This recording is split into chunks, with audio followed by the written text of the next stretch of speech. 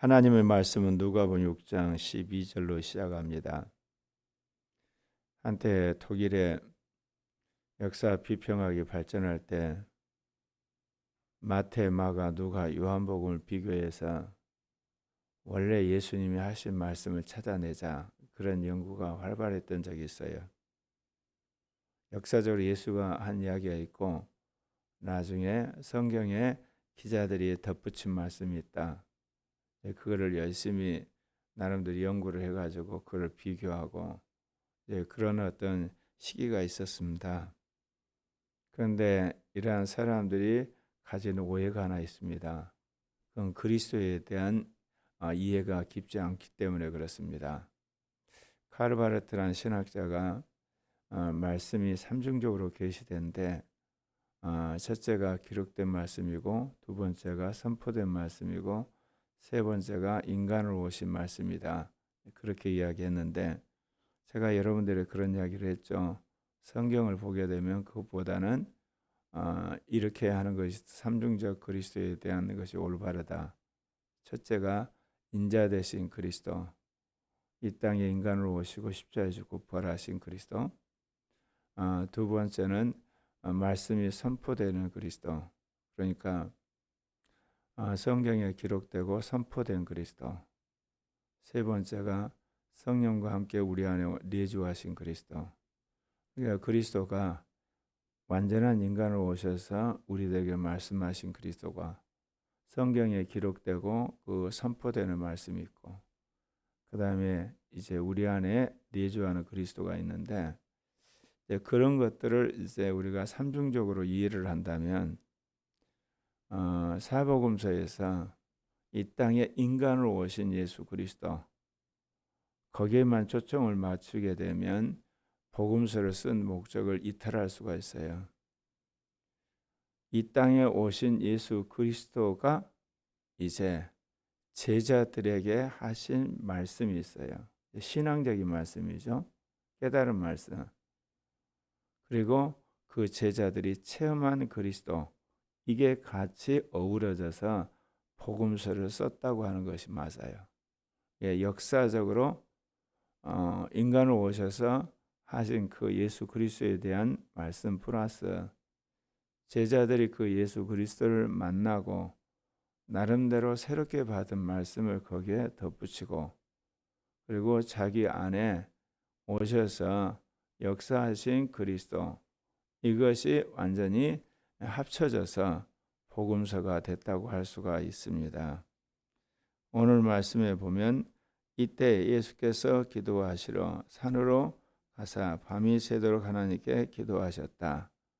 이때가 언제냐면 예수님이 안식일 논쟁으로 말미암아 이 바리새인과 서기관들의 공격을 심하게 받기 시작할 때입니다. 그때 하나님께서 예수님을 하여금 기도하게 하셨다는 겁니다. 예수님이 하나님이시니까 이런 핍박점이야 얼마든지 건ጥ니 이겨내겠지. 그렇게 우리가 생각하고 성경을 읽으시면 안 돼요. 예수님은 하나님의 모든 영광을 버리고 낮은 곳에 한 인간으로 오셨거든요. 그렇기 때문에 이런 바리새인이나 서기관들의 핍박이 있을 때 당신이 하나님 앞에 나가서 기도를 하셨던 것이죠. 그래서 밤이 새도록 하나님께 기도하시고 그렇게 말하고 있습니다. 하물며 연약한 우리는 힘들고 어려울 때 하나님 앞에 나가 기도해야 됩니다. 그래서 하나님이 우리에게 필요한 말씀도 주시고 우리의 간구를 들으시고 하나님이 하나님의 영을 이 땅에 보내심으로 말미암아 우리의 모든 주변 환경을 당신께서 강권적으로 간섭을 하셔야만 우리가 이 땅에 승리할 수 있기 때문에 그렇습니다. 지금 미국에서는 지난 4년 동안 이 사상전쟁 이념정에서 승리해서 트럼프와 공화당이 이제 압도적인 그런 정부를 구성했는데 이제 한국에서는 윤석열 대통령이 12.3 비상계엄을 통해서 이념전쟁, 이 사상의 전쟁, 체제 전쟁을 이제 시작했는데 이때 복음적인 교회가 나서고 양심적인 국민들이 나와서 이제 완전히 패배 국면에서 이제는 경쟁할 만한 수준까지 오는 거, 우리가 기도함으로 하나님이 국민의 마음을 일깨우고 있기 때문에 가능합니다. 팔금에 그 제자들을 부르사 그 중에서 12를 택하여 사도라 칭하셨으니, 예수님이 기도한 그 결과는 뭐냐? 12명의 제자들을 사도로 칭하셨다는 겁니다. 마태복음은 예수님이 사역을 시작하자마자 12명의 제자를 세우신 그런 대목이 나오는데, 여기서는 예수님의 사역이 어느 정도 진행된 상황에서 특별히 안식일 논쟁으로서 바리새인과 이 서기관들이 예수님을 향해서 심하게 공격해 올 쯤에 기도를 하시고 12명의 사도를 세웠다고 이야기를 하고 있습니다. 이 사도를 보게 되면 가장 먼저 나오는 사람이 베드로입니다. 베드로라고도 이름을 주신 시몬, 그리고 이제 베드로와 늘 함께 나오는 안드레, 또 같은 동역자인 야고보와 요한, 이제 그러면서 빌립, 바돌로메, 마태, 도마, 알페의 아들 야고보, 세롯이라는 시몬, 야고보의 아들 유다, 그리고 가장 마지막에 예수님을 팔게 돼 가룟 유다를 배치하고 있습니다. 그러니까 12명의 제자를 이렇게 나열하는데 가장 먼저 베드로를 이야기하고 마지막 배신할 가룟 유다를 이야기하고 있습니다. 이건 뭐를 이야기하느냐? 하나님께서 모든 사람을 평등하게 대하신다. 이 뜻은 누구나 다 하나님 앞에 나와서 은혜를 구할 수 있다, 그런 뜻이지, 하나님 앞에서 우리가 어떻게 믿음으로 행한 바에 대한 하나님의 평가가 똑같다는 거 아니에요. 자꾸 인간들이 혼돈한 것은 평등이란 미명에서 기회의 평등이고 어떻게 보면 과정의 평등이고, 우리가 이제 어떤 그 일을 시작함에 있어서 우리에게 주어지는 그런 어떤 그 상황의 평등을 이야기하는 것이지, 그 결과가 평등하고 그리고 업적이 평등하고 평가가 평등한 거 아니라는 겁니다. 제자들마저도 베드로가 가장 먼저 나와요. 항상 제자의 목록에 보면 마지막 가룟 유다가 나옵니다. 그거는 이미 12제자를 주님이 평가를 하셨다는 거죠. 이제 예수님이 그들과 함께 내려와서 평지에 서서 제자의 많은 무리와 또는 예수님의 말씀도 듣고 병 고치러 받으러 온 수많은 회중들 앞에서 이제 말씀을 하십니다. 그런데 여러분이 마태복음을 보면 예수님이 산 위에서 말씀을 하시죠. 그래서 산상수훈이라고 그래요. 오늘 여기에서는 평지에 서서 말씀했다, 평지수훈이라고 그러거든요. 이런 것 때문에 독일 성서학계에서 예수님의 진짜 말씀은 뭐냐, 예수님이 산상에서 했냐 평지에서 했냐, 이거 갖고 논쟁을 하는 거예요. 아까 말씀드린 것처럼 이 성경은 역사적인 사실에 이 성경을 쓴 사람이 또 성령 안에 받은 깨달은 말씀, 그리고 자신이 자신 안에 계신 그리스도 안에서 체험한 바, 이게 어우러져서 이야기를 하는 겁니다. 그러니까 사복음서를 놓고 어느 것이 역사적이냐, 그것만을 찾으려는 것은 사실 부질없는 노력입니다. 왜냐하면 사복음서가 그렇게 쓰여져 있지를 않기 때문에. 오늘날 우리는 과학이나 역사학을 중요시하니까 어느 것이 사실이냐 그런 것만 자꾸 따지는데, 이 복음서를 쓸 때 기자들은 사실에 믿음으로 주께서 주신 깨달은 말씀, 자신이 깨달은 체험한 말씀, 이것을 어우러져서 복음서를 썼기 때문에 그것을 찾는 것은 거의 불가능하다는 거죠. 그래서 그 제자의 많은 무리들과 또 말씀 듣고 병 고치러 온 수많은 이 회중들, 그들이 이제 예수님 앞에 서 있습니다. 근데 예수님은 말씀만 하신 것이 아니라 실제로 더러운 귀신으로 고난받는 사람을 고치셨다고 말하고 있어요. 제가 성령세를 받고 이날까지 이러한 귀신을 쫓고 병을 낫는 사람이 되기를 원해 기도를 하는데, 좀처럼 믿음이 생기질 않아요. 왜 그러냐면 제가 워낙 과학을 좋아하고 이 역사를 좋아하니까 일반 계시의 이 사고 구조가 완전히 인이 박혀 있어가지고 다른 부분에 있어서는 믿음이 생기는데 의학 부분에 관한은 기존에 있는 현대 의학을 신뢰하는 게 너무 강해요. 그러면 이런 신유 역사가 안 나타나는 거거든요. 왜냐하면 현대 의학이 아닌 말씀으로 치유된다는 생각이 우리 가지고 있는 옛사람을 깨뜨리고 새 사람으로 자리를 잡아야만 그게 이제 신유 역사가 강한데 그렇습니다. 그래도 저는 포기하지 않고 계속해서 구하고 있지만 말입니다. 온 무리가 예수를 만지려고 힘쓰니 이는 능력이 예수께로부터 나와서 모든 사람을 낫게 함이라. 예수님은 꼭 자기를 붙들어야만 능력을 행하시는 분은 아니에요. 그러나 시험을 받고 귀신을 낫기를 원하는 사람의 입장에서는 예수님의 옷자락을 붙잡는 그런 열심과 열망이 있는 사람들의 치유가 일어나요. 가만히 있는데 저절로 예수님을 통해서 능력이 오지는 않는다 그 이야기입니다.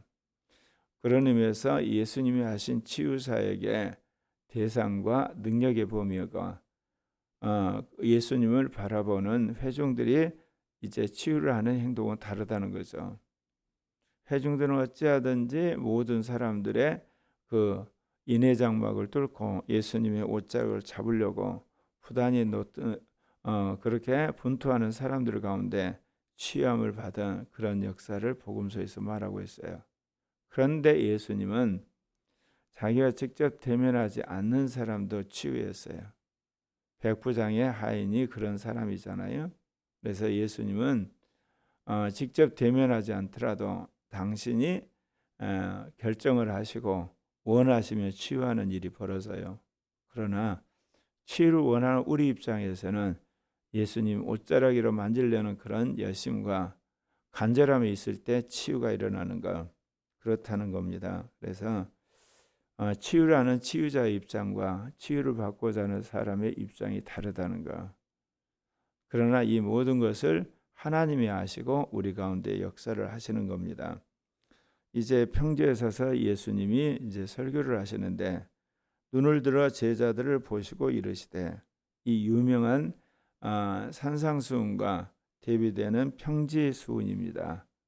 여기서는 이제 우리가 말하는 산상수훈의 내용과 여기서 내용이 이제 또 다릅니다.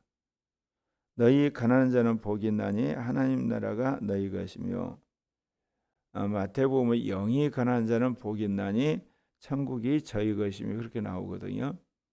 거기서는 영이 가난한 자고 천국이 너희 것이라 그러는데 여기서는 그냥 가난한 자가 복이 있고 하나님 나라가 너희 것이다. 이렇듯 마태가 예수 그리스도의 그 복음을 기록하는 삶의 자리라 신앙이 누가가 복음을 전하는 자리나 신앙과 다르다는 거죠. 다르니까 어느 것이 진짜고 가짜냐가 아니라 자기가 서 있는 자리에서는 그렇게 고백할 수밖에 없어요.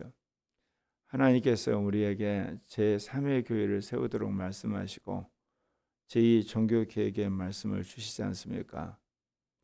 우리 교회의 가장 중요한 신앙의 패러다임이 뭐냐? 예수의 십자가의 부활을 복음을 믿어야 된다.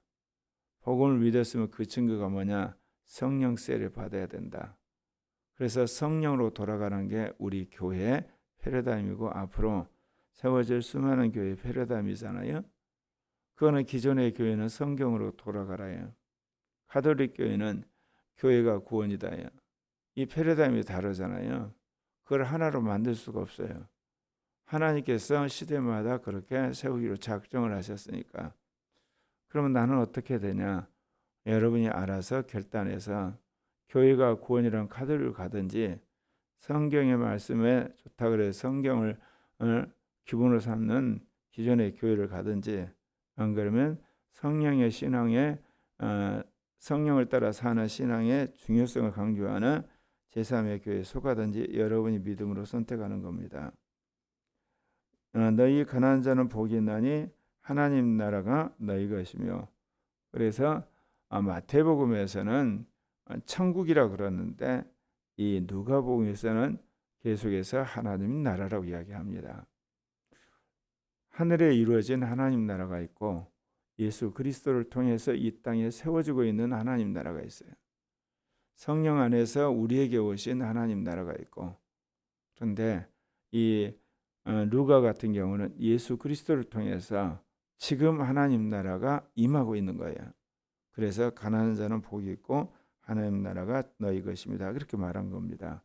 지금 줄인 자는 복이 있나니 너희가 배부름을 얻을 것이요. 지금 줄인 자에게 주님 배부름을 주시는 거예요. 여기서 이 배부름은 사람마다 해석이 다르겠죠. 또 근데 여기서 내용을 봤을 때는 주님께서 배부르게 해 주신다는 거예요. 그리고 지금 우는 자는 너희가 웃을 것이며, 여러 가지 이유로 울고 있는 사람에게 주님께서 웃게 만들어 주신다. 그러면서 인자로 말미암아 사람들이 너희를 미워하며 멀리하고 욕하고 너희 이름을 악하다 하여 버릴 때에는 너희에게 복이 있다. 예수 그리스도로 말미암아 사람들이 오히려 믿는 사람들을 악하다 그러고, 그리고 핍박을 받게 되고 왕따를 당할 때 복이 있다는 거죠. 왜냐하면 그날에 기뻐하고 뛰놀라 하늘에서 너희 상이 큼이라. 그들의 조상들이 선지자 이와 같이 하였느니라. 여기서도 그래요. 하늘에 복이 있다고 이야기를 하고 있습니다. 그러니까 비록 이 누가복음에서 가난한 자에게 복이 있고 하나님 나라가 너희 것임이라 시작했지만, 예수 그리스도의 복음을 위해 핍박을 받는 사람들의 상은 하늘에 있음을 명확히 이야기를 하고 있습니다. 마태복음은 영이 가난한 자는 복이 있다, 천국이 저희 것임으로 시작을 했지만, 마태복음이나 이 누가복음 모두가 마지막 종말론적으로 하늘에 상이 있다는 것을 이야기를 하는 겁니다. 그러니까 이 땅에서 우리가 어떻게 사는데 크리스찬에 따라 차이가 있을 수가 있어요. 하나님이 정말 믿음으로 나를 축복을 하셔서 내가 하나님으로부터 물질의 축복을 받은 사람이 있고, 어떤 사람은 내가 하나님으로부터 은혜를 받았는데 정말 나 같은 사람이 하나님이 놀라운 신비의 능력을 주셔서 나를 축복을 했습니다. 또 어떤 사람은 기가 막히게 나에게 하나님이 지혜를 주셔서 나로 하여금 탁월한 어떤 박사가 되게 했습니다. 하나님으로부터 받은 바 체험과 은혜가 다르잖아요. 그러나 우리가 알아야 될 것은 우리가 이렇게 다르지만 결국 주님이 기뻐하는 상은 예수 그리스도의 복음 때문에 핍박을 받았고 세상으로부터 왕따를 당한 사람들의 그 상이 하늘에 있다는 겁니다. 그래서 그 이야기 하시는 겁니다. 예. 인자로 말미암아 사람들이 너희를 미워하며 멀리하고 욕하고 너희 이름을 악하다 하여 버릴 때는 복이 있다는 거죠. 왜냐, 하늘에 상이 있기 때문에. 실제로 이 제자들의 조상들이 할 수 있는 자들도 선지자들에게 이와 같이 핍박을 하고 모욕을 했다는 거예요. 그렇기 때문에 내 복음을 전하는데 너희도 당연히 그렇게 핍박을 받고 모욕을 당하게 될 것이다. 그러면서 이제 화 있을진저 저주받는 사람들에 대한 이야기를 합니다. 화 있을진저 너희 부유한 자여 너희는 너희 위로를 이미 받았도다. 이 땅에서 부유해서 기뻐하고 즐거워한 사람은 이 땅에서 이미 상을 다 받았습니다. 하늘에서 받을 상이 없다는 겁니다. 화 있을진저 지금 배부른 자여 너희는 주리로다. 이미 배불렀기 때문에 이제 배고픈 날이 온다는 거예요. 화 있은저 지금 웃는 자여 너희가 애통하며 울리로다. 그러니까 지금 이 땅에서 세상에서 주는 즐거움과 기쁨 속에서 웃고 있는데 너희들에게 애통하며 우는 날이 올 것이다. 모든 사람이 너희를 칭찬하며 화가 있도다. 그들의 조상들이 거짓 선지자 이와 같이 하였느니라. 주님이 하신 이 평지설교, 산상수훈과 달리 굉장히 이 땅에 사는 사람들에 대해 종말론적으로 비판을 하고 있잖아요. 이 땅에서 배부르고 이 땅에서 웃고 이 땅에서 모든 사람들로부터 칭찬을 받은 화가 있다는 겁니다. 왜냐하면 너희가 복음을 전하고 하나님 나라를 위해서 살다 보면 배고플 때가 많다는 겁니다. 그리고 또 슬플 때도 많고, 그리고 사람들로 비난받을 때도 많다. 그러나 걱정하지 말아라. 하늘에 상이 있다고 이야기를 하는 겁니다. 이렇듯 예수님이 따라다니는 제자들도 그렇고, 그리고 예수 그리스도의 복음을 후대에 전했던 이 수많은 초대교회 성도들도 자기의 삶의 자리에 따라서 예수 그리스도에 대한 이해와 또 믿음의 고백들이 다르지 않습니까? 그러나 우리는 하늘의 하나님이 주시는 상, 종말론적인 상은 공통적이라는 것, 주를 위해서 헌신하는 자에게만 주신다는 것, 그거 분명해요. 그래서 제가 늘 그런 이야기 하죠. 이 땅에서 하나님이 나에게 정말 놀랍도록 축복을 하셨다. 물질적인 축복, 나 자신을 위해 주신 거예요. 그것과 하나님 나라와 직접 관계가 없어요. 주님을 위해 쓰는 것만 하늘나라에 올라와요. 하나님이 나에게 병을 낫게 해주셨다. 나와 직접 관계가 있는 거지 주님과 직접 관계 없어요. 여러분이 이제 치유의 능력으로 수많은 영혼을 구원하고 하나님 나라 확장에 여러분이 그걸 사용했을 때 비로소 하늘에 복이 있는 거거든요. 그래서 이 땅에서 내가 받는 복과 하늘에서 받는 복이 꼭 일치한 게 아니에요. 여러분이 이 땅에서 주는 은사와 복과 그 능력을 하나님 나라와 이웃을 위해서, 그리고 주의 복음과 복음 전도 사업에 여러분이 이제 투자를 했을 때 하나님이 하늘에 상을 주시는 거예요. 제가 늘 그런 이야기 하잖아요. 거지가 사람들에게 덕을 끼치면서 복음을 전할 수 없다. 그렇게 열심히 돈 벌어라. 말하자면 남을 돕기 위한 돈이 있어야지 돕게 되는 거잖아요. 또 그것이 없으면 건강이라도 있어야 되잖아요. 그래서 치유를 원하는 거죠. 주님, 내가 건강하게 되면 열심히 남을 돕겠습니다. 복음을 전하겠습니다. 바로 그 부분에서 하늘의 상이 쌓이는 거예요. 내가 열심히 했는데 내가 병이 나왔다. 하나님과 직접 무슨 관계가 있어요? 하나님이 나를 사랑해서 치유해 준 건 맞지만 그렇다고 하늘의 상이 쌓인 거 아니라는 거예요. 이제 건강한 몸 갖고 여러분이 열심히 주를 위해서 일할 때 하늘의 상이 쌓여요. 그런데 지금까지 이 기독교가 자본주의 문화권에서 이제 퍼져나가다 보니까 자본주의 문화권에서 성공하는 거, 축복을 받는 거, 어떤 치유나 능력을 가는 것이 곧 하나님 나라에 상이 쌓인다고 착각한 거예요. 그건 별개라니까요. 그러면 생각해 보십시오. 가나안에 산 사람은 하늘나라에 상이 안 쌓일 거 아닙니까? 네, 물질의 축복을 못 받았으니까. 그리고 어떻게 보면 배울 기회가 없었던 사람은 하늘나라 상이 안 쌓이죠. 지식이 많은 사람들이 하나님 축복을 받아서 똑똑하게 됐으니까. 그게 아니에요. 하늘나라는 이 땅에서 복을 받았든 안 받았든, 유명하게 되든 무명하든, 아니면 목사가 되든 안 되든 관계가 없어요. 하나님의 나라를 위해서 일한 거, 성경의 말씀대로 거룩하게 산 거, 그거 갖고 하나님의 하늘의 상을 매기는 겁니다. 그렇기 때문에 우리가 이 땅의 것으로 종말론적인 평가를 하시면 안 돼요.